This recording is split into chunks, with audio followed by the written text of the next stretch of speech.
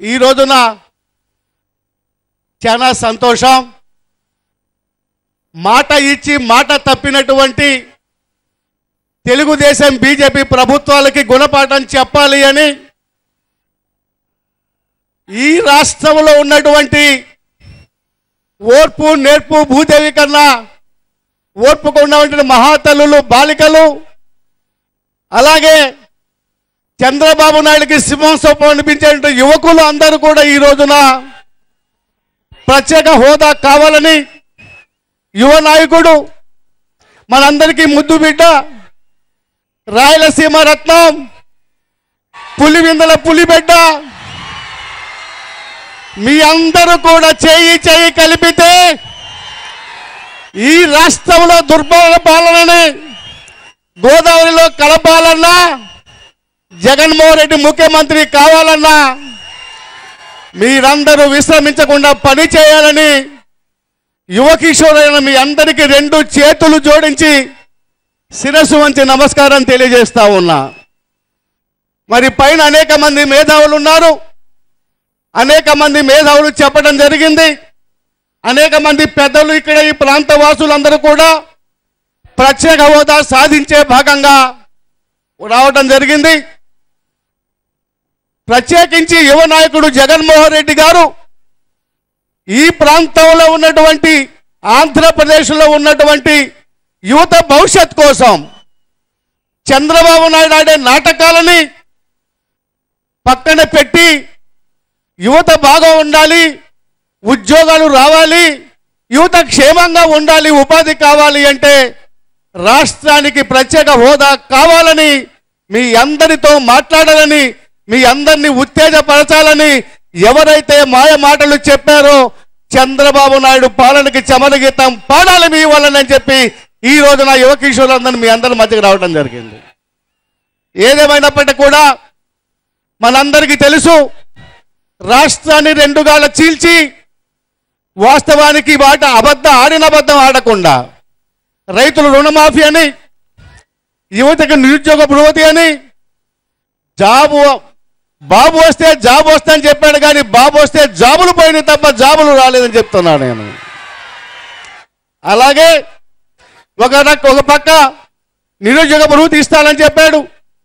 ప్రత్యేక హోదా సాధిస్తానన్నాడు, దేశంలో ఈ రాష్ట్రాన్ని అత్యున్నత స్థాయికి తీసుకెళ్తా అని చెప్పాడు. కానీ ఆయన చేసే పని ఏమిటయ్యా అంటే 3 పంటల పంట పొలాలని బీడు భూములుగా మార్చి 35,000 ఎకరాలు రైతుల్ని అన్యాయం చేసి లాక్కొని లండనో ఇంగ్లాండో ఇటలీయో పోయి ఆ భూములు అమ్ముకోవడం తప్ప మరొక పరిస్థితి చేయలేదని చెప్పి కూడా మీ అందరినీ మనవి చేస్తా ఉన్నా నేను. ఆయన చేసే మాట కానీ, ఆయన చెప్పే మాట కానీ, ఆయన చేసే పనితీరు కానీ ఏమిటయ్యా అంటే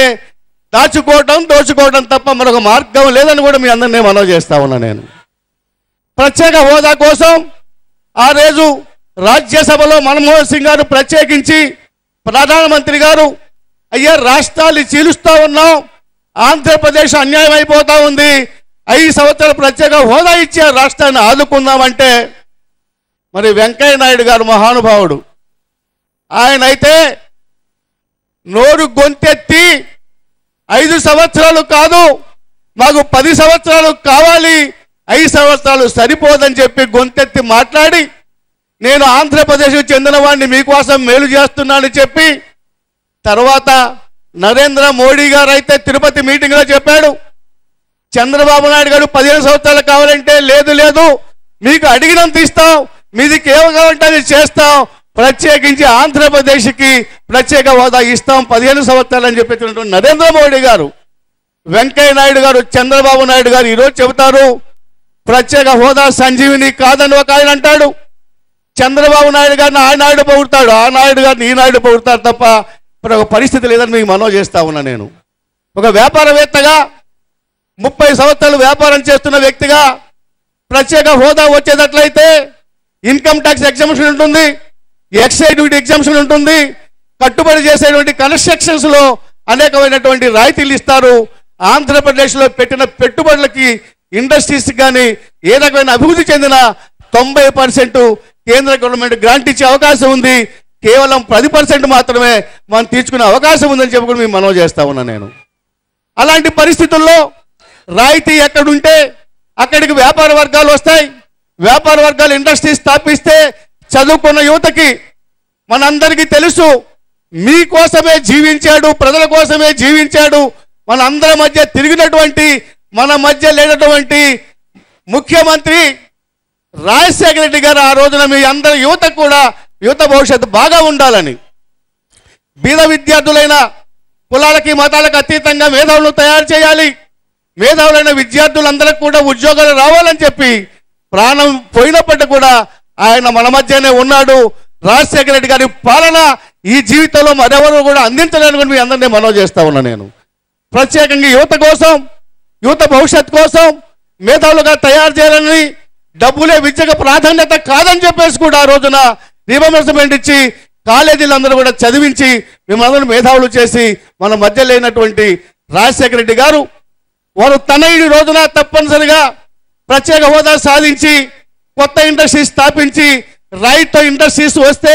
ఈ ప్రాంతం సస్యశ్యామలంగా ఉంటుంది, ఈ ప్రాంతం రైతులకు గిట్టుబాటు ధర వస్తుంది, ఈ ప్రాంత కార్మికులకి ఉపాధి వస్తుంది, ఈ ప్రాంతంలో చదువుకున్నటువంటి మేధావులైన విద్యార్థులు ఎవరైతే ఉన్నారో వారందరికీ ఉద్యోగ అవకాశాలు వస్తాయి, ఎక్స్పోర్ట్స్ జరుగుతాయి, ట్యాక్స్ వస్తుంది, ఈ రాష్ట్రం బాగుపడుతుందని చెప్పేసి యువ నాయకుడు జగన్మోహన్ రెడ్డి గారు ఏదైతే ప్రభుత్వాలు ఉన్నాయో, ప్రభుత్వాలు పనితీరు ఉన్నాయో, అబద్ధాలు ఆడుతూ ఉన్నారో, సంజీవిని కాదని చెబుతా ఉన్నారో, ఆ రోజు రాష్ట్రానికి ప్రత్యేక హోదా అవసరమని చెప్పి వెంకయ్య నాయుడు గారు, చంద్రబాబు నాయుడు గారు చెప్పి గలవెత్తి మాట్లాడి మనందరినీ మోసం చేసి ఈ రోజు సంజీవి కాదని చెప్తా ఉన్నారు. కాబట్టి మీరందరూ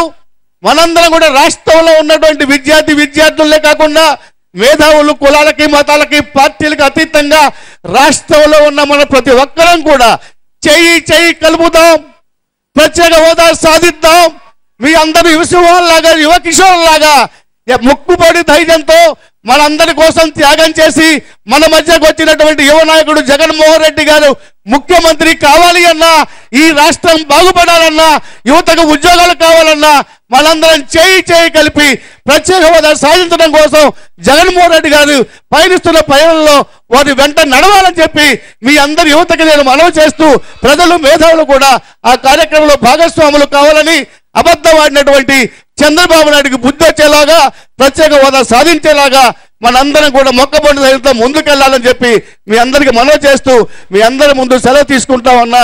థ్యాంక్ యూ.